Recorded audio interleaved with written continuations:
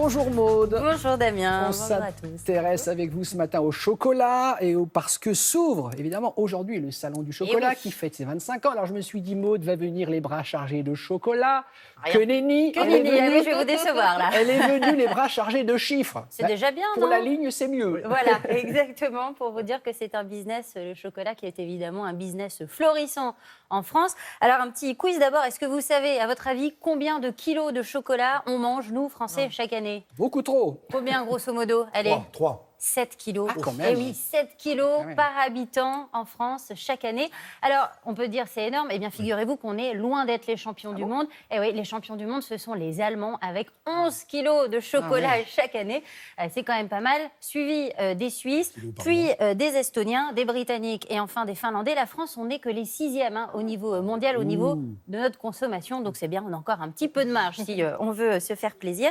Alors, on a quand même une particularité en France, eh bien, c'est qu'on aime le chocolat noir. Ça, c'est vraiment le biais français, ce qui n'est pas le cas dans les autres pays du monde. Donc on fait quand même partie des pays gourmands, on est Ah oui, d'accord? ça, on est bien d'accord. Ouais. Voilà, mais en termes de secteur économique, le chocolat, est-ce que c'est un secteur qui marche bien? Bien sûr, alors avec 7 kilos de chocolat par habitant et par an, évidemment, ça fait des quantités astronomiques de chocolat vendus chaque année, plus de 333 000 tonnes de chocolat qui ont été vendues, par exemple, l'an dernier, en 2018. Le chiffre d'affaires dégagé par ce secteur, il est impressionnant, c'est plus de 3 milliards d'euros dans les ventes de chocolat. Pour vous donner une petite comparaison, c'est le chiffre d'affaires qui est dégagé, par exemple, par le groupe d'ameublement Ikea. Vous voyez, donc c'est l'équivalent. Oui, c'est l'équivalent. Donc, c'est absolument énorme. Et il y a 2 temps forts dans l'année, évidemment, pour les ventes de chocolat. D'abord, il y a Noël et ensuite, il y a Pâques, évidemment. Comment est-ce qu'on le consomme, ce chocolat, et où l'achète-t-on? Alors, ce chocolat, on l'achète majoritairement en supermarché. 70% du chocolat qui est vendu en France est vendu dans les rayons de supermarché. Et puis, pour les 30% restants, ça va être chez les artisans, chez le chocolatier, ou dans les boulangeries et même dans les stations-service. Vous savez, à côté de la caisse, il y a toujours 2-3 petites barres chocolatées. Ça marche très bien.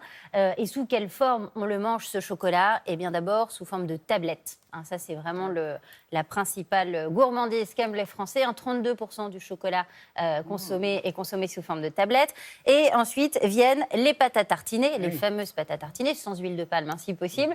Et ensuite, viennent les barres chocolatées et les confiseries et le chocolat en poudre également. On dit souvent, Maude, que le consommateur fait de plus en plus attention à ce qu'il mange. Donc, vous savez, en termes de pesticides, mais également en termes d'agriculture raisonnée. Est-ce que c'est vrai aussi pour le chocolat? Oui, c'est vrai pour le chocolat. On voit que les goûts changent, que les exigences du consommateur changent aussi. On a envie de savoir d'où viennent les produits, comment ils sont cultivés, comment est rémunéré le producteur qui se trouve derrière ce chocolat. Le premier producteur de cacao au monde, vous savez, c'est la Côte d'Ivoire. Et donc, c'est aussi le premier fournisseur de fèves de cacao pour les producteurs français.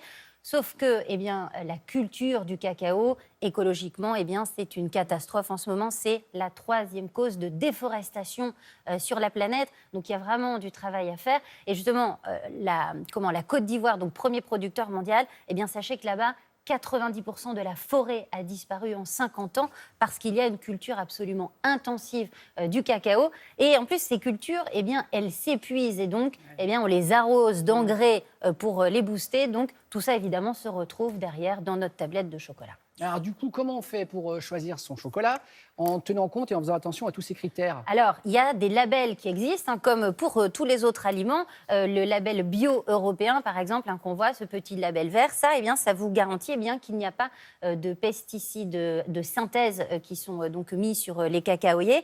Il y a d'autres labels du commerce équitable qui existent. Par exemple, il y a le label Fairtrade, le label Bio-équitable, le label Oxfam, le label équitable EcoCert.